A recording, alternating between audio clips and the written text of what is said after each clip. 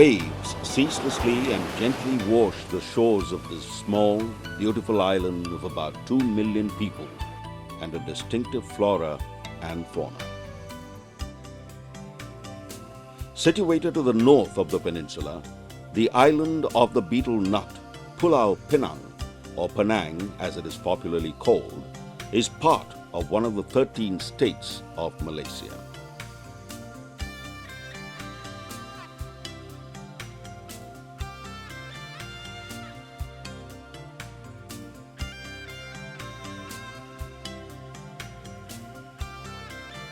Penang has a long and distinct history, but today it is becoming the home of a standardized urban built form that is typical the world over. Take a casual journey through the city and you will certainly recognize Penang's aspiration to become a global city. To think that this is all Penang is to misunderstand its rich complexity. There is another Penang that you will discover if only you care to explore.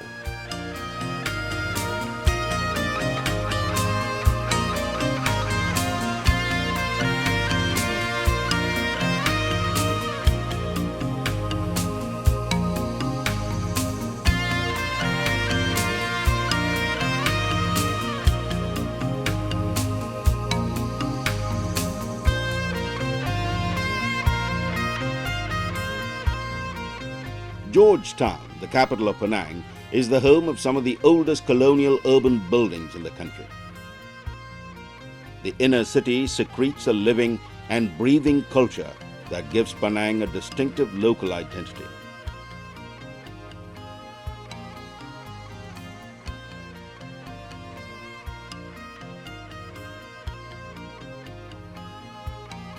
Georgetown was the name given to the place Francis Light, a British colonial agent, acquired in 1786 for British colonial interest and expansion in Southeast Asia. It was acquired through an unscrupulous means from the Sultan of the neighboring state of Kedah.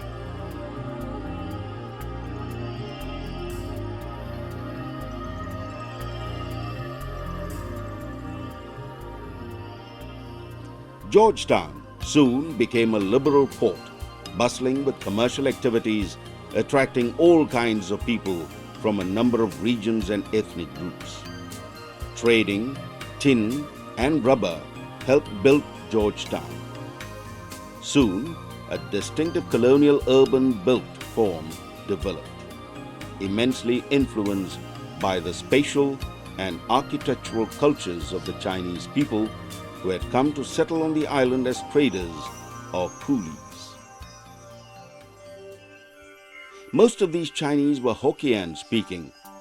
Hokkien is a dialect among the many Chinese dialects.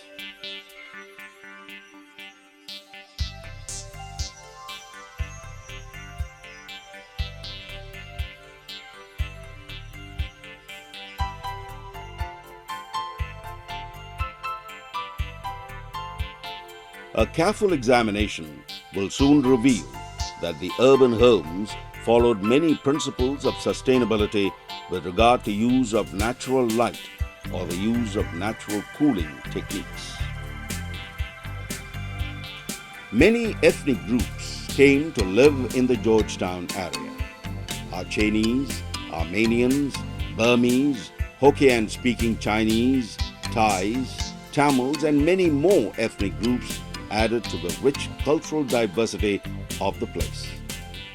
Soon an active cultural dialogue was set in motion, giving shape to a distinctive identity to Penang. On Pitt Street, or what is today called the Masjid Kapitan Kling Road, you can within walking distances see the St. George's Protestant Church.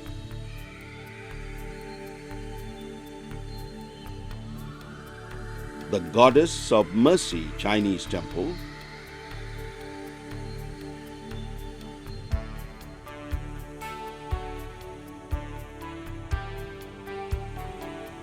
the Mariamman Hindu Temple,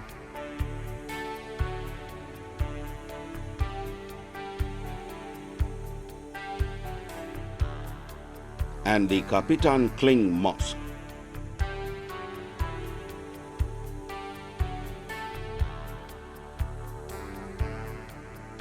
This road is also known as Street of Harmony.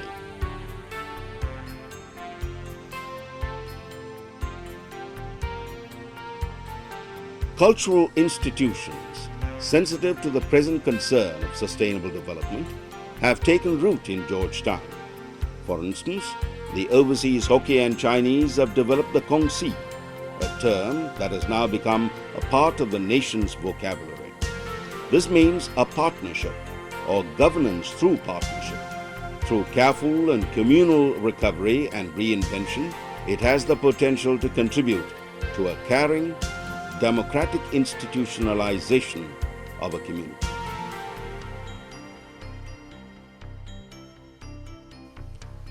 Waqf land is yet another institution, an Islamic one that allows us to discover sustainability.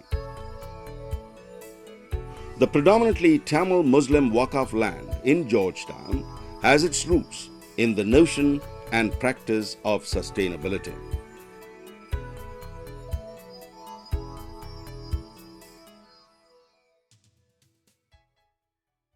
And Waqf once given is absolute, and it belongs to God. In other words, Waqf is property consecrated to God for the benefit that it may benefit man, or in today's politically correct language, so that it benefit human beings. In this case, Muslims as well as non-Muslims.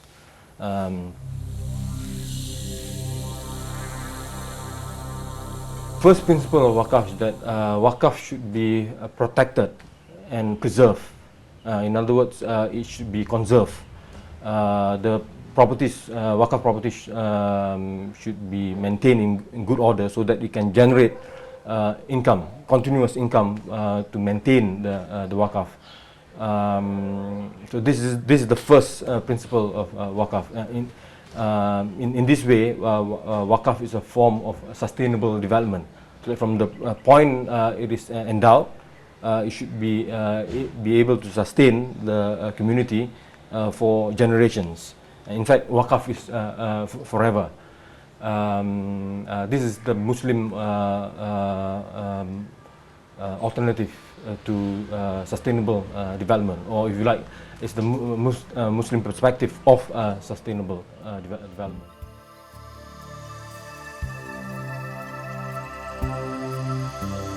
The close proximity between the ethnic and the religious groups in Georgetown has contributed to multilateral acculturation, not aggressive assimilation.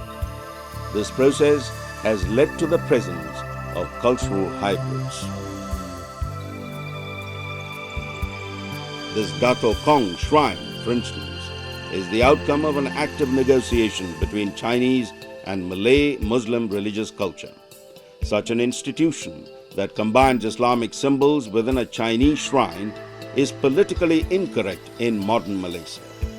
It is a threat, and there is an attempt to aggressively maintain purity of religious beliefs or ethnic boundary.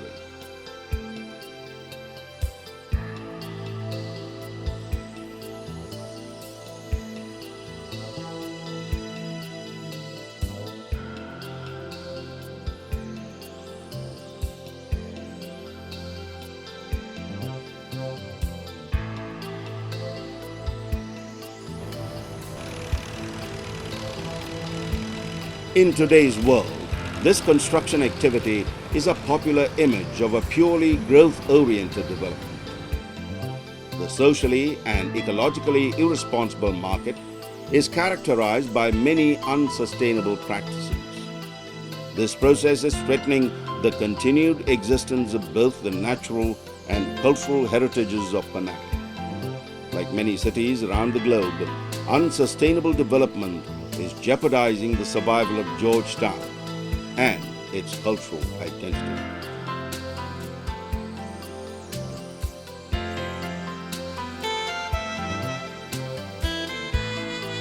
The Metropole Hotel episode is a case in point. This heritage building was destroyed under suspicious conditions to give way for a modern hotel to come up just behind it. Quick action by conservationists led to the restoration of the heritage building and the preservation of an aspect of Penang's past.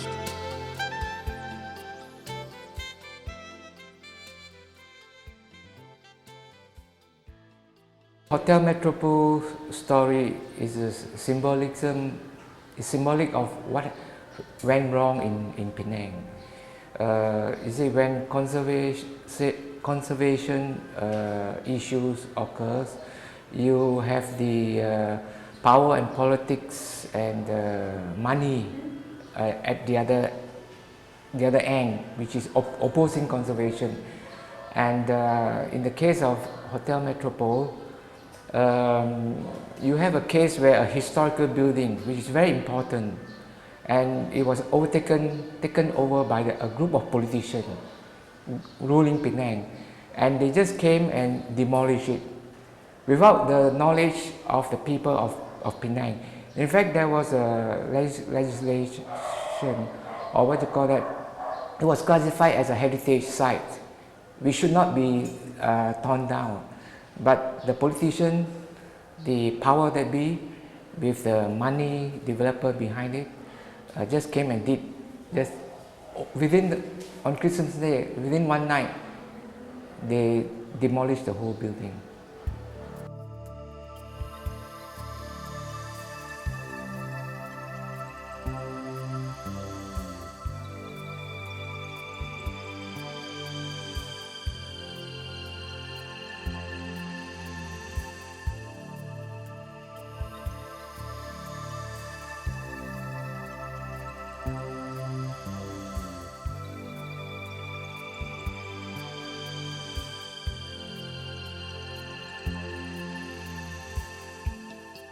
Georgetown is greatly enriched by a large number of local traditional crafts and trades. These crafts and trades feed and sustain a number of ethnic populations in Georgetown. Today, blind and callous modernity puts these trades and crafts in double danger: a diminishing market and the absence of any fresh blood to carry on.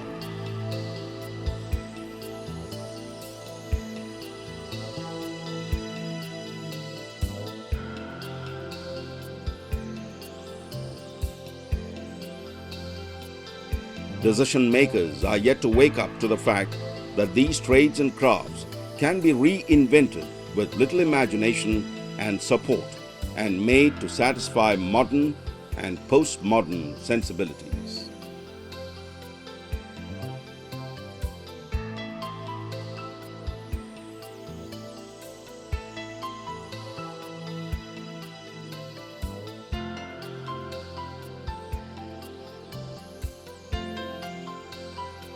Georgetown is today at crossroads.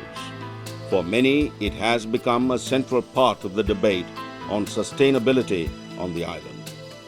This has particularly gained greater momentum in recent times with the repeal of the Rent Control Act, which came into effect the beginning of the millennium. The rent in the area had been kept under control and very cheap since the war days, making it very affordable for poor tenants who have lived in the area for generations. This also helped in keeping the inner city alive with activity. However, the repeal of the Act will result in a rise of the rent in the area and will force tenants, both residents and small businesses, to move out of the area. Such exodus will eventually kill Georgetown and, more importantly, its distinctive cultural form. The perceived dangers to heritage and the identity of the place have galvanized many people and organizations to collective action. What we have in Penang is an amazing cultural diversity, an accumulation of traits and traditions. If you can imagine, once upon a time, people came from different villages and ports, from different parts of the Indonesian archipelago, from different parts of the Indian subcontinent, from different parts of China, and from Thailand and from Burma. And they all came here with their cultural baggage, with their worldviews, with their mindsets and their traditions. And somehow they have taken roots and they have settled down, they have married, they have intermarried. And some of these cultures have fused and evolved into something else. And this is what we're trying to protect. It's something that's like a fragile cultural diversity, human diversity.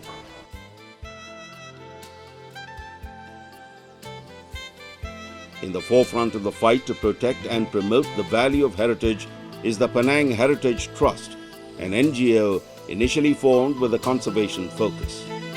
Instrumental in the formation of the State Heritage Advisory Council in 1994, the Penang Heritage Trust has fought for greater people's representation in the formulation of a guideline for the proper management and development of the heritage in Penang, a guideline proposed by the government with over-representation of one group. Okay, when you have the dominant, paradigm of economic productivity, then you find a situation where the government actually facilitates the developers to do whatever they want. And they think that any kind of guidelines is going to just scare them away. But then this kind of development doesn't actually look at the social and environmental and cultural impacts of that development. So what the heritage people are trying to say is that yes, we want an improved quality of the environment over time, but it's not going to happen overnight, and it should not happen in an ad hoc basis where you have all these disruptive developments actually creating very inequitable conditions. It's a strain on infrastructure. It may lead to flash flooding and all sorts of things. And actually it would just destroy the homogeneity and the intactness of the heritage. So we have been trying to get people to look at the issue as a public interest issue.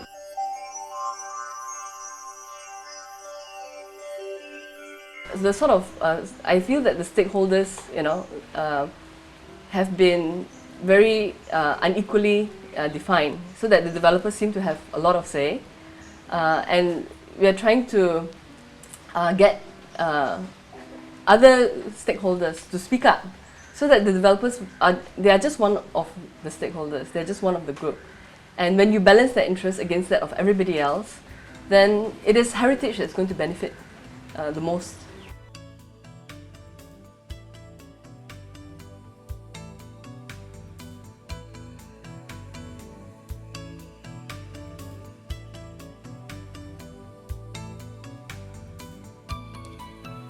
The Penang Heritage Trust runs many programs to help people become sensitive to the heritage of Penang. Such programs include tours to heritage sites to educational sessions for history teachers. It is also associated with other regional and international bodies such as the Asia and West Pacific Network for Urban Conservation. Penang Heritage Trust has managed to put Penang on the heritage map of the world. Penang is today listed as one of the most endangered heritages in the world. Such listing strengthens the conservationist efforts.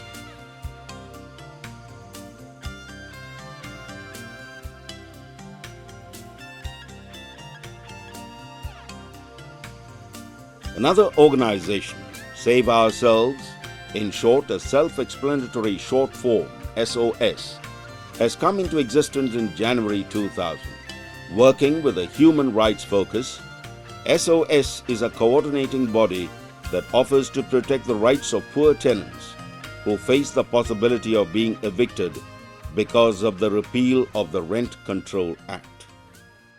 Basically, the message we try to put forward on conservation is this.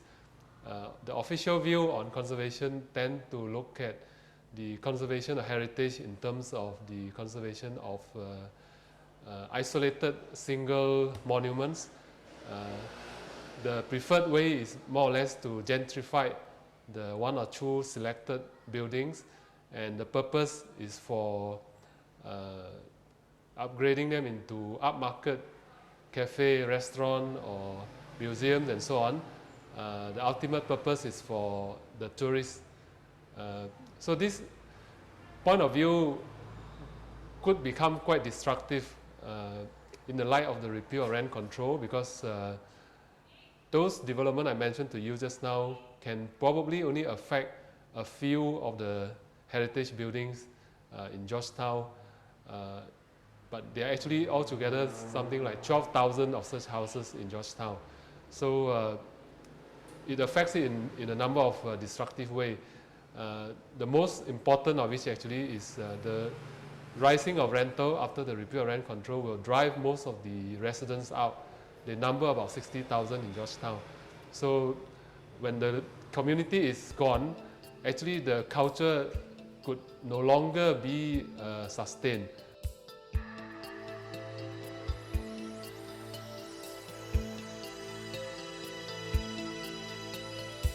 Among the threatened localities within Georgetown is Little India. Little India, like other Little Indias in many countries in the world, is a culturally distinctive commercial and residential area within Georgetown, inhabited mainly by Hindu and Muslim Tamil businesses, serving mainly the ethnic Indian Malaysian community, not only on the island of Penang, but also the mainland.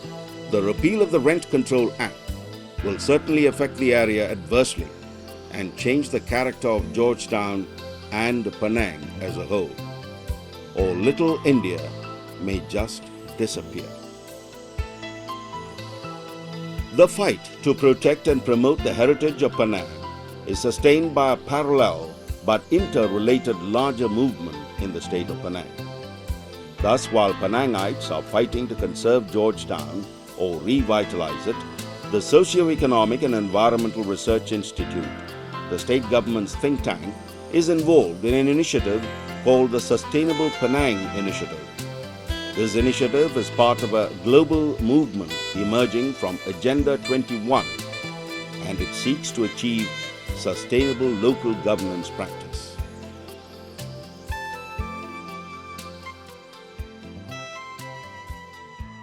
And over the years, we developed a process which culminated in something called the Sustainable Penang Initiative. This was supported by the Canadian Institute of Governance and the United Nations Development Program, the Urban Governance Initiative, as it's now known, which is based in Kuala Lumpur. We looked at 5 dimensions which we think are very important if one looks at this question of heritage. And these 5, in the environment area, it's about sustainability, creating something that has a long-term life. In the social area, it's about justice, because any society, if you want to talk about heritage, if a society hasn't this core element of justice, you find there's always violence. There isn't the feeling and the ambience of caring and sharing and being together. So it's social justice. The third is economics. Every place must have the viability to survive, to have the incomes for productive work. So we chose the word productivity, economic productivity. And then for culture, which is also an important part of heritage, we chose the word vibrancy. Culture is not something dead about mausoleums and tombs. It's about human beings and the connection between past, present, and future. So cultural vibrancy is the 4th element. The 5th is, we call it popular participation. People, the whole community must be engaged in this process and must feel for it, must understand it, must be committed to it, must contribute towards its sustenance and its growth. So these 5 elements, this 5-point vision, which sometimes we refer to like a Panchasila of sustainable societies, is something that we are trying to root in Penang, and it's been a great success. The Sustainable Penang Initiative has led to many people's movements in Penang. We instituted a process of what we called roundtables, and this meant that we got different people from the community together where we had a process, a very participatory process, where they talked about what were the burning issues. We use that particular term. What are the burning issues? What are the things that bothered people about what was wrong, what would they see, what they'd like to see change. And based on that particular process, where groups put up all their problems on little sheets of paper, on cards, we looked and see what were the things that they felt were more important than others. We did a process of prioritization. This was also done by the group as a whole. And having done that, we identified some of the major elements and got the groups again to do plans of action. And based on the plans of action, we asked people to volunteer to take the lead, to become champions. Behind the scenes, not usually visible to tourists or the casual visitor to Penang, many activities for creating a sustainable Penang go on. Restoration work on heritage sites is visible in many places in Georgetown.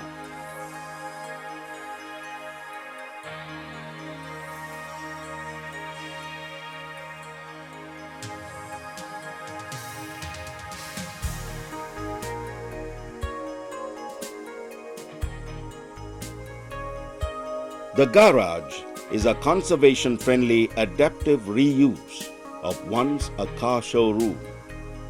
It aims to revitalize the inner city of Georgetown.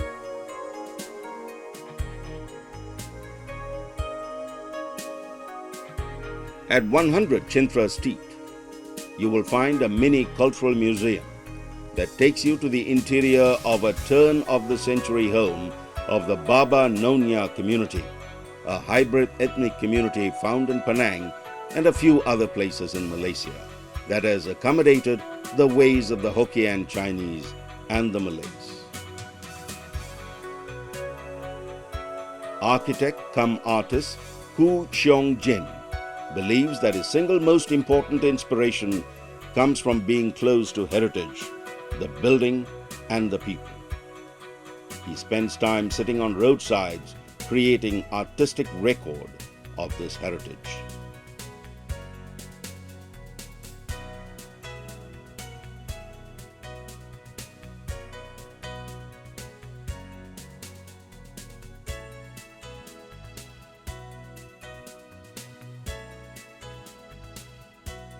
Perhaps in all these activities, there is, as a Chinese proverb goes, the realization that the future will have no children if the past is destroyed. In addition to the conservation, governance, and human rights focus, a focus to revitalize or reinvent local cultural institutions and practices is critical. Perhaps, in combination, these collective initiatives will provide our common future a fighting chance.